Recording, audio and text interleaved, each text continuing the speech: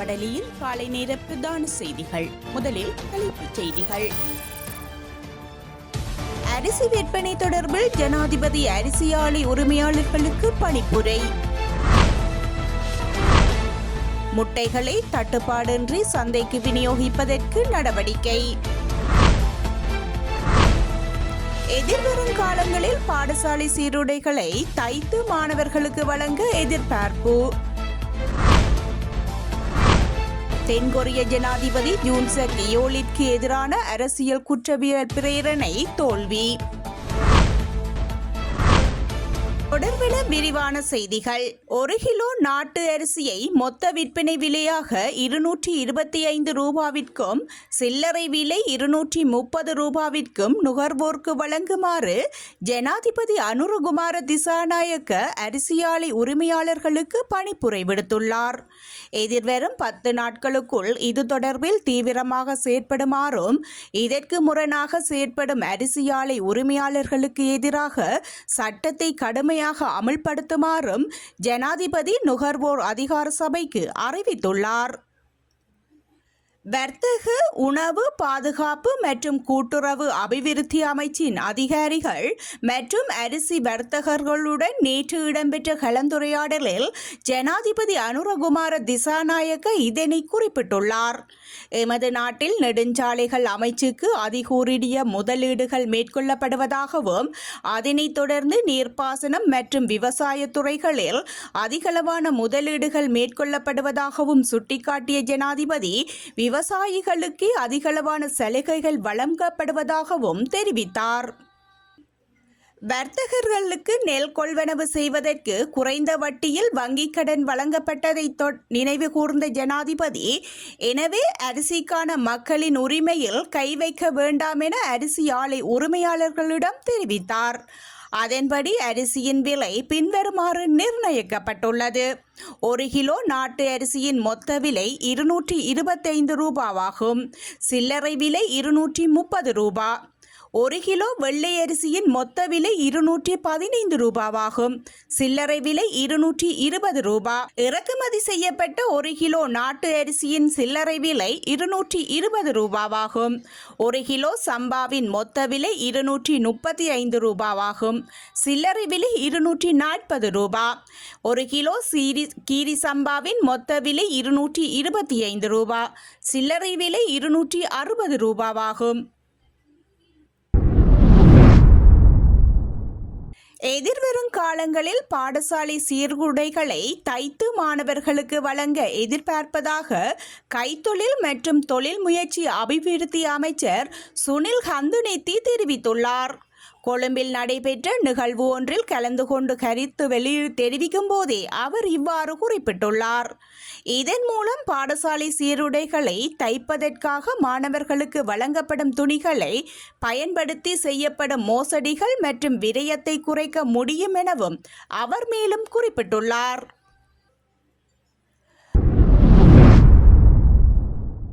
முட்டைகளை தட்டுப்பாடின்றி சந்தைக்கு விநியோகிப்பதற்கு முட்டை உரிமையாளர்கள் செயற்பட்டு வருவதாக இலங்கை கால்நடை உற்பத்தியாளர்கள் சங்கத்தின் தலைவர் அஜித் குணசேகர தெரிவித்துள்ளார். நேற்று இடம்பெற்ற ஊடகவியலாளர் சந்திப்பில் கலந்து கொண்ட அவர், தற்போது முட்டை ஒன்றின் சில்லறை விலை 35 தொடக்கம் 36 ரூபாய்க்கு இடையில் உள்ளதாக குறிப்பிட்டார். இருப்பினும் நாட்டின் தேவை மற்றும் விநியோகத்திற்கு ஏற்ப முட்டை விலையின் விலை நிர்ணயம் செய்யப்படுவதால் எதிர்வரும் பண்டிகை காலத்தில் முட்டையின் தேவை அதிகரிக்கலாம் எனவும் முட்டை ஒன்றின் சில்லறை விலை 45 ரூபாவிற்கும் குறைவாக பேணப்படும் என எதிர்பார்ப்பதாக அவர் தெரிவித்தார். தற்போது அரிசி மற்றும் மக்காச்சோளத்தின் விலை உயர்வினால் முட்டை ஒன்றின் உற்பத்தி விலை அதிகரித்ததாகவும் அவர் தெரிவித்துள்ளார். கோழி இறைச்சி உற்பத்தி உபகரியதாக உள்ளதால் கோழி இறைச்சியை தட்டுப்பாடு இன்றி சந்தைக்கு வெளியிட ஏற்கனவே நடவடிக்கை எடுக்கப்பட்டுள்ளது. சமீப காலமாக நிலவும் சீரற்ற காலநிலை காரணமாக மரக்கறிகள் மற்றும் மீன்களின் விலைகள் அதிகரித்துள்ளதாகவும் அதனால் கோழி இறைச்சிக்கான தேவை அதிகரித்துள்ளதாகவும் தற்போது கோழி இறைச்சி 1 கிலோ 950 தொடக்கம் 1000 ரூபாய்க்கு இடைப்பட்ட விலையில் விற்பனை செய்யப்படுவதாகவும் அவர் தெரிவித்தார். ஏனைய இறைச்சி வகைகளையும் தொடர்ந்து வழங்க முடிந்தால் எதிர்வரும் சிங்கள புத்தாண்டு காலத்தில் தட்டுப்பாடு இன்றி முட்டை மற்றும் கோழி இறைச்சியை வழங்க முடியும் எனவும் அவர் குறிப்பிட்டார். இருப்பினும் கால்நடை தீவன தட்டுப்பாடு ஏற்பட்டால் அதை நிவர்த்தி செய்ய வேண்டியது அரசின் பொறுப்பாகும் எனவும் அவர் சுட்டிக்காட்டியுள்ளார். மட்டக்களப்பு மாவட்டத்தில் அண்மையில் ஏற்பட்ட பாரிய வெள்ளப்பெருக்கினால் வவுணதீவு பிரதேசத்திற்குட்பட்ட இலுப்பட்டிச்சேனை வயற்கண்ணத்தில் அமைந்துள்ள நெல்லம்மாமடு எனும் அணைக்கட்டு முற்றாக சேதமடைந்துள்ளதாக அப்பகுதி விவசாயிகள் கவலை தெரிவித்துள்ளனர்.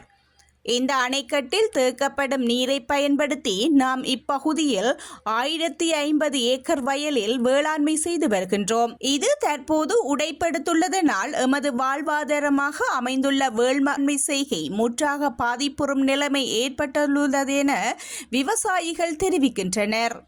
இந்த நிலையில் பெரிதும் சேதமடைந்துள்ள விவசாயத்திற்கு உறுதுணையாக இருந்த அணைக்கட்டை விரைவில் புனர்நிர்மாணம் செய்து தர வேண்டும் என விவசாயிகள் கோரிக்கை விடுத்துள்ளனர். அத்தோடு நீர்ப்பாசனம் செய்யப்படுகின்ற துருசுகளையும் திருத்தி அமைத்து தருமாறும் விவசாயிகள் அரசாங்கத்திடம் கேட்டுக்கொண்டுள்ளனர். இந்திய அரசாங்கத்தின் ஊடாக இந்திய மக்களின் உதவிப் பொருட்கள் வெள்ளத்தினால் பாதிக்கப்பட்ட மன்னார் பகுதி மக்களுக்கு நேற்றைய தினம் மதியம் இலங்கைக்கான இந்திய துணை தூதரகத்தினால் வழங்கி வைக்கப்பட்டுள்ளது. பாராளுமன்ற உறுப்பினர் காதர் மஸ்தானின் வேண்டுகோளுக்கு அமைவாக இந்திய அரசாங்கம் மற்றும் இந்திய மக்களின் உதவி திட்டத்தினூடாக வெள்ளத்தினால் பாதிக்கப்பட்ட மக்களுக்கு பாய் மற்றும் பெட்ஷீட் இவ்வாறு வழங்கப்பட்டது. மன்னார் பிரதேச செயலக பிரிவிற்குட்பட்ட மன்னார் துள்ளு குடியிருப்பு கிராம அலுவலகர் பிரிவில் உள்ள 8 கிராமங்களை சேர்ந்த பாதிக்கப்பட்ட 461 குடும்பங்களுக்கு துள்ளு குடியிருப்பு ரோமன் கத்தோலிக்க பாடசாலையில் குறித்த உதவிப் பொருட்கள் வழங்கி வைக்கப்பட்டன. குறித்த உதவிப் பொருட்கள் மன்னார் மாவட்ட பகுதிகளை சேர்ந்த வெள்ளத்தினால் பாதிக்கப்பட்ட சுமார் 1655 குடும்பங்களுக்கு வழங்கி வைக்கப்பட உள்ளது. துள்ளு குடியிருப்பு ரோமன் கத்தோலிக்க பாடசாலையில் இடம்பெற்ற நிகழ்வில் யாழ் இந்திய துணை தூதர் ஸ்ரீசாய் முரளி உட்பட யாழ் இந்திய துணை தூதரக அதிகாரிகள் மற்றும் நாடாளுமன்ற உறுப்பினர் காதர் மஸ்தான், மன்னார் மாவட்ட மேலதிக அரசாங்க அதிபர் உட்பட குறித்த பகுதி கிராம அலுவலர்கள் பலர் கலந்து கொண்டுள்ளனர்.